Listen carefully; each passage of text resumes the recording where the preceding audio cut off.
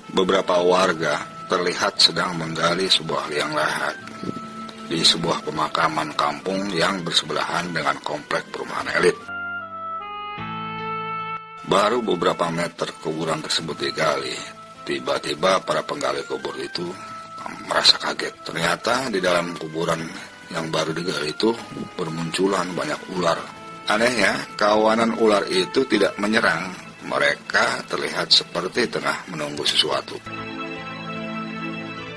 Petugas penggali kubur tersebut tak berani melanjutkan pekerjaannya. Akhirnya mereka melaporkan pada pengurus dan Ustadz Ansori yang saat itu sedang berada di rumah duka. Pak Sugiharto, ayah dari Doni yang saat itu meninggal dan mau dikuburkan, sempat marah-marah dan menuduh Fikri, salah seorang penggali kubur tersebut, sengaja menyebar fitnah untuk mencoreng nama baiknya. Tapi Pak Ustadz Ansori segera melarainya. Dia memerintahkan kepada Fikri dan yang lainnya untuk menggali kuburan di tempat lain. Warga pun menuruti perintah Ustadz Ansori. Mereka menggali kuburan lagi di tempat terpisah. Keanehan tetap saja terjadi. Setiap mereka menggali kuburan, pasti di dalamnya ditunggui oleh banyak ular. Warga putus asa. Mereka kembali melapor kepada para pengurus dan Ustadz Ansori yang berada di rumah duka. Sang Ustadz kemudian bertanya kepada keluarga almarhum. Nah, Bu Hanifah, ibu dari almarhum Doni, kemudian bercerita di sela-sela tangisnya bahwa Doni selama hidupnya tidak pernah melakukan sholat.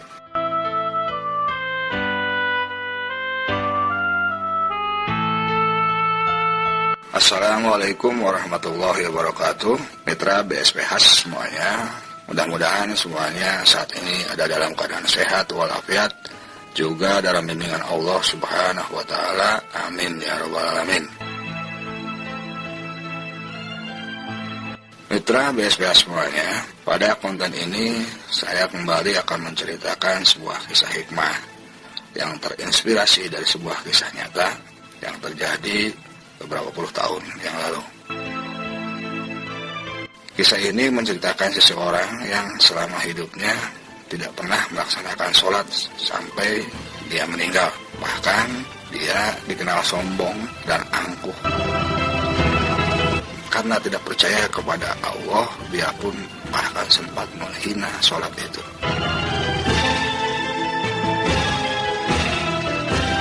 Bagaimana kisah selengkapnya? Berikut akan saya ceritakan kejadiannya.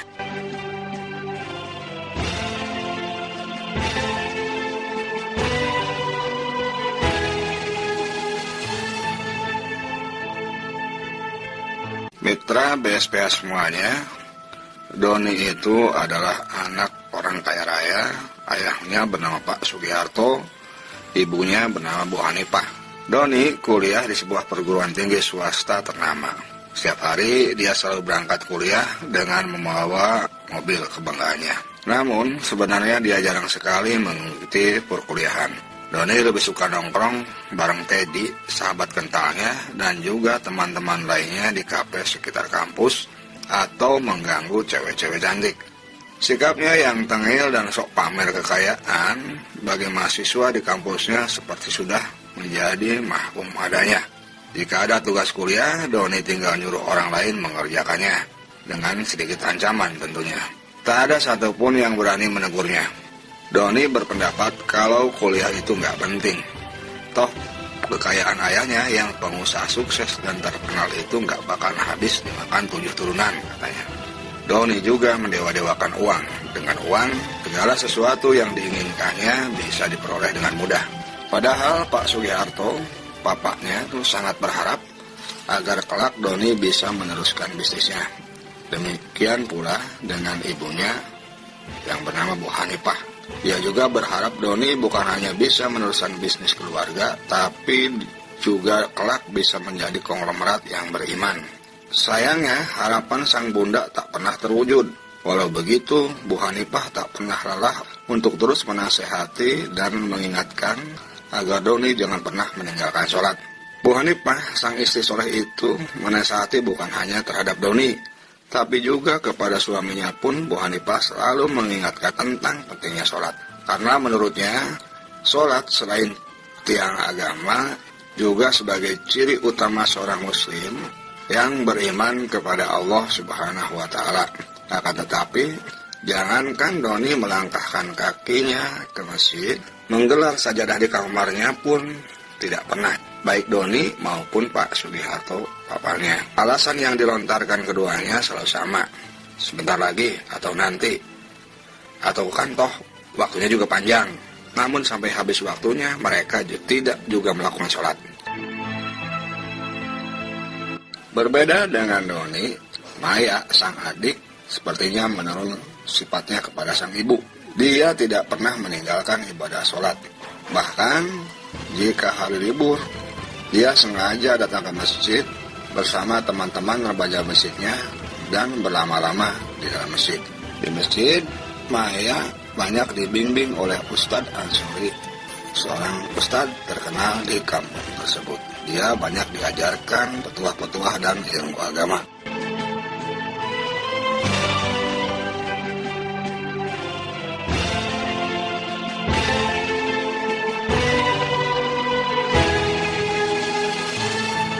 Suatu ketika, Maya heran dan kaget bukan kepalang melihat Doni pergi ke masjid bersama sahabatnya Teddy. Ternyata perginya Doni ke masjid itu bukan atas kesadaran sendiri, melainkan karena ada sesuatu yang diinginkan dari orang tuanya. Dan sang mama baru mau meluruskan keinginannya jika Doni mau ke masjid. Namun sayang, bukannya sholat atau membaca Al-Quran, Doni dan Teddy malah membuat kegaduhan, sehingga membuat Maya dan teman-temannya yang sedang mendengar tausiah dari Ustadz Ansori jadi terganggu. Nah, Fikri sebagai marbot masjid tentunya menegur dengan baik-baik, tapi Doni gak terima, malah marah dan menantang Fikri. Hampir saja terjadi keributan. Untung Ustadz Ansori segera melerai. Maya pun jadi malu dan marahi kakaknya. Baru setelah dinasehati sang ustadz, akhirnya Doni dan Teddy mau pergi. Bersama Teddy, Doni bukannya langsung pulang, malah berkeliling kota dengan mobilnya. Setelah dirasa cukup waktu, baru pulang dan bilang kalau dirinya habis dari masjid sesuai keinginan mamanya. Maya yang mendengarnya kaget, dia ingin mengatakan yang sebenarnya, tapi keburu diancam sama Doni. Sejak kejadian di masjid malam itu, Doni semakin benci melihat orang-orang yang datang ke masjid untuk sholat. Bahkan jika mendengar suara adzan, Doni selalu marah-marah sambil menutup kedua telinganya. Tidak berhenti sampai di situ, Doni pun mulai melakukan teror secara pengecut pada orang-orang yang sholat. Misalnya saja melempar kaca masjid, membakar petasan, dan lain sebagainya, sehingga orang-orang yang sedang sholat berjamaah jadi kaget dan tidak khusyuk. Maya bukannya tidak tahu kalau semua itu adalah ulah Doni, tapi dia diam saja karena merasa malu. Baru setelah pulang ke rumah, Maya menegurnya, tapi Doni tidak mau mengakui semua tuduhannya itu. Doni juga masih menyimpan dendam pada Fikri. Kebenciannya semakin memuncak ketika dilihatnya Fikri semakin dekat dengan Maya. Dan setelah diselidiki, ternyata diam-diam adiknya itu mencintai Fikri. Doni pun lantas melaporkan kepada papanya. Tentu saja Pak Sugiharto marah besar dan melarang Maya bergaul dengan pemuda yang jadi marbot masjid tersebut.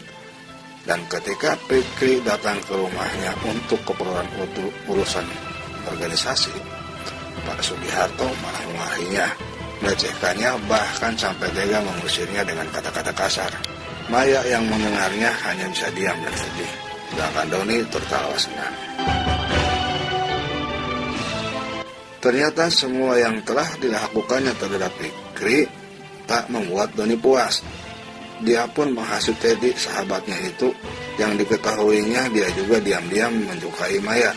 Doni manas-manasin Teddy agar menyingkirkan Fikri, kalau perlu menghabisinya sekalian. Kesempatan itu akhirnya mereka dapatkan. Doni dan Teddy melihat Fikri tengah jalan sendiri dengan memakai penutup wajah agar tidak ketahuan. Doni dan Teddy mencegat dan menghajarnya. Untungnya kejadian itu dipergoki oleh warga yang kebetulan melintas. Doni dan Teddy lalu kabur.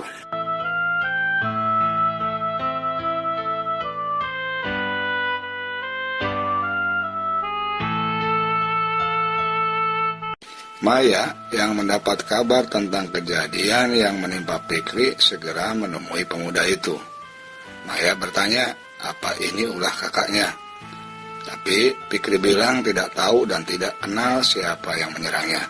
Padahal waktu itu dia sempat menarik cadar Doni sehingga wajahnya terlihat. Tapi biarpun Fikri tak mau ngaku, Maya sangat yakin kalau Doni lah yang telah melukainya. Maya pun segera menemui kakaknya dan memarahinya.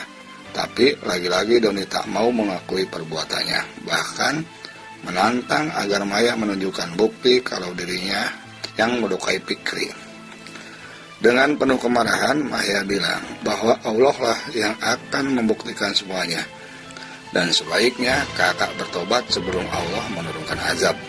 Namun bagi Doni, ancaman adiknya itu hanya dianggap isapan jempol belaka. Pada suatu ketika, seorang dosen menugaskan para mahasiswa untuk melakukan survei tentang pola perekonomian rakyat. Mau tidak mau, Doni terpaksa mengikutinya, karena ini merupakan mata kuliah wajib.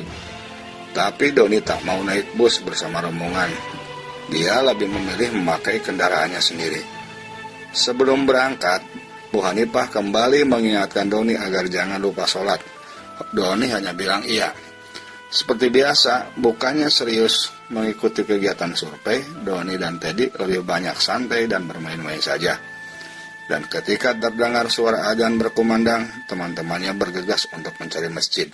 Tapi Doni dan Teddy menolak ikut dengan berbagai macam alasan. Mereka berdua malah bermain di sungai. Di saat tengah asik berenang, tiba-tiba Doni mengalami kram kedua kakinya. Akibatnya Doni tenggelam.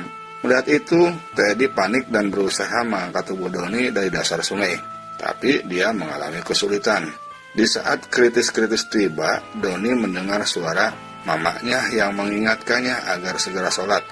Sebenarnya pada saat yang bersamaan, memang Bu Hanifah sedang sholat. Dan ketika sujud, dia seperti mendengar suara Doni yang memanggilnya, dan tanpa sadar, Bu Hanifah seperti bicara menyuruh anaknya itu untuk segera sholat. Teddy yang berusaha mengangkat tubuh Doni yang mulai lemas mengalami kesulitan. Tiba-tiba muncul seorang yang entah dari mana asalnya dan langsung menolongnya, sehingga Doni pun selamat. Di sini ada keanehan, belum sempat mengucapkan terima kasih, sang penolong pun telah pergi entah kemana. Tapi sebelum pergi, orang itu sempat mengingatkan agar mereka segera sholat sebelum waktunya habis.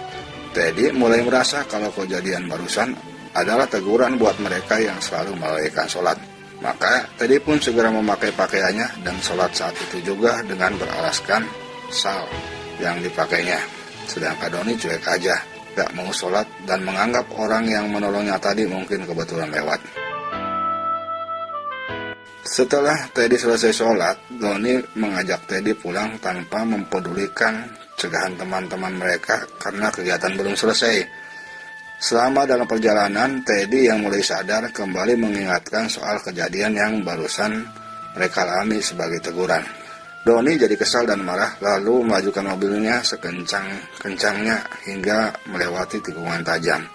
Tanpa diduga, dari arah berlawanan muncul sebuah bis. Tak ayal, terjadi tabrakan maut.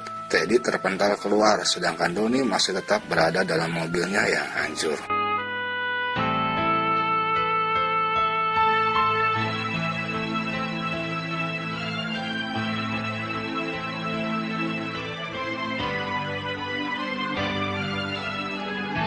Mitra BSPH semuanya, kejadian kecelakaan itu tentu saja membuat warga heboh. Mereka segera menolong Doni dan Teddy yang mengalami kecelakaan. Pihak kepolisian pun segera datang melakukan olah TKP. Doni dan Teddy kemudian dibawa ke rumah sakit guna mendapatkan pertolongan. Naas, Doni meninggal saat dalam perjalanan menuju ke rumah sakit. Sedangkan Teddy masih bisa tertolong, hanya mengalami patah tulang di kakinya.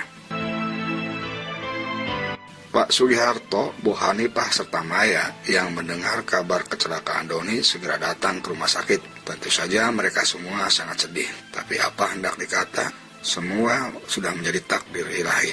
Jenazah Doni kemudian dibawa pulang ke rumahnya. Sesampainya di rumah, Ustadz Ansori dan beberapa pengurus kampung tampak sudah lama menunggu kedatangan jenazah. Mereka pun segera mengurusi jenazah Doni, dimandikan dan dikafani. Saat mau disalatkan di masjid, ada kejadian aneh. Ketika jenazah Doni dibopong dan mau masuk ke pekarangan masjid, tiba-tiba ada kekuatan yang menghadang jenazah itu masuk. Para pemanggul jenazah tertahan tidak bisa masuk, bahkan seperti terdorong ke belakang. Tentu saja semua orang heran, tapi Pak Sugiharto malah marah. Dikiranya para pemanggul jenazah itu sengaja bikin lelucon, mau menjatuhkan nama baiknya. Lalu Pak Sugiharto menyuruh 4 orang lain untuk membopong jenazah Doni. Tapi tetap saja keempat orang itu pun mengalami hal yang sama. Bahkan lebih parah lagi, kali ini mereka semua sampai terpental jatuh ke belakang dan keranda jenazah pun jatuh. Semua orang makin tambah kaget. Pak Sugiharto bingung, meminta pendapat Ustadz Ansori. Sang Ustadz pun lalu berdoa. Setelah itu, Ustadz menyuruh lagi 4 orang lain untuk membopong jenazah Doni. Sekali lagi masuk ke dalam masjid. Aneh, setelah Ustadz berdoa, kali ini tak ada hambatan apa-apa. Jenazah Doni pun berhasil dibawa masuk ke dalam masjid lalu disalatkan. Tapi melihat kejadian itu, Pak Sugiharto malah berprasangka yang bukan-bukan kepada Ustadz Ansori. Jangan-jangan dia menggunakan ilmu kebatinannya untuk mempermalukan dia. Bu Hanifah yang mendengar omongan suaminya langsung menghadiknya. Takut orang-orang mendengar dan marah, Pak Sugiharto pun akhirnya diam. Setelah selesai disalatkan, jenazah Doni tidak langsung dibawa ke pemakaman, tapi malah dibawa lagi pulang ke rumahnya. Karena saat itu ada kabar dari orang-orang di pemakaman bahwa para penggali kubur mengalami kesulitan. Tanah yang digali sangat keras karena di bawahnya banyak bebatuan. Bahkan sudah berkali-kali pindah tempat, tetap saja begitu. Karenanya penggalian liang lahat akan memakan waktu yang agak lama. Jadinya Pak Sugiharto memutuskan untuk membawa pulang dulu jenazah Doni ke rumahnya. Sementara itu, di pemakaman, para penggali kuburan masih terus berusaha untuk menggali liang lahat. Kali ini mereka berhasil menggali kuburan sampai kedalaman 1,5 meter. Itu sudah cukup untuk penguburan mayat. Tapi begitu mereka selesai dan naik dari liang lahat, tiba-tiba para penggali kuburan itu dibikin kaget lagi karena mendadak muncul banyak ular di dalam kuburan yang baru digali. Anehnya, kawanan ular itu hanya diam saja seperti tengah menunggu sesuatu. Mereka tidak menyerang para penggali kubur. Walau demikian, petugas penggali kubur merasa ketakutan. Akhirnya Fikri melaporkan pada Ustadz Ansori yang saat itu sedang berada di rumah Pak Sugiharto. Mendapat laporan itu, Pak Sugiharto malah marah-marah dan menuduh Fikri sengaja menyebar fitnah untuk mencoreng nama baiknya. Nah, di sini memang Pak Sugiharto tidak suka sama Fikri sejak sebelumnya ya, dan sempat mengusir ketika pemuda itu datang menemui Maya. Pak Sugiharto baru percaya ketika bersama-sama Ustadz Ansori melihat ke kuburan. Dengan gusar, Pak Sugiharto meminta Ustadz Ansori untuk memerintahkan mereka menggali kubur di lokasi lain. Namun ternyata walau sudah digali beberapa kubur baru, sekawanan ular itu tetap saja ada di dalamnya. Mendengar itu, Bu Hanifah menangis sedih.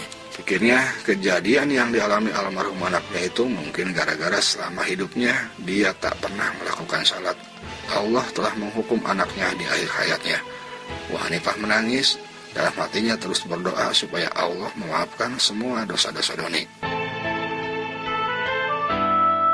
Karena di mana-mana kuburan yang digali buat Doni tetap saja ada ularnya, tak ada jalan lain, terpaksa jenazah Doni pun dikuburkan seadanya bersama ular-ular yang menunggunya. Akhirnya proses penguburan mayat pun selesai. Tapi ketika mereka mau pulang, Ustadz Ansori, Maya, Pak Sugiharto, Bu Hanifah, dan juga Teddy kaget mendengar suara teriakan Doni dari dalam kubur. Teriakannya itu seperti Doni sedang merasakan kesakitan yang teramat sangat. Bu Hanifah makin merasa sedih. Namun atas kejadian itu tetap saja ada hikmahnya. Sejak saat itu Pak Sugiharto dan juga Teddy berjanji pada diri mereka sendiri untuk tidak pernah lagi melalaikan sholat.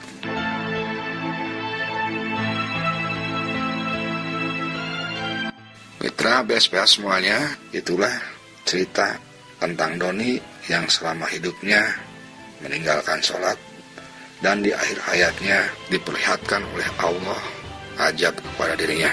Mudah-mudahan kisah ini ada hikmah dan manfaatnya. Wassalamualaikum warahmatullahi wabarakatuh.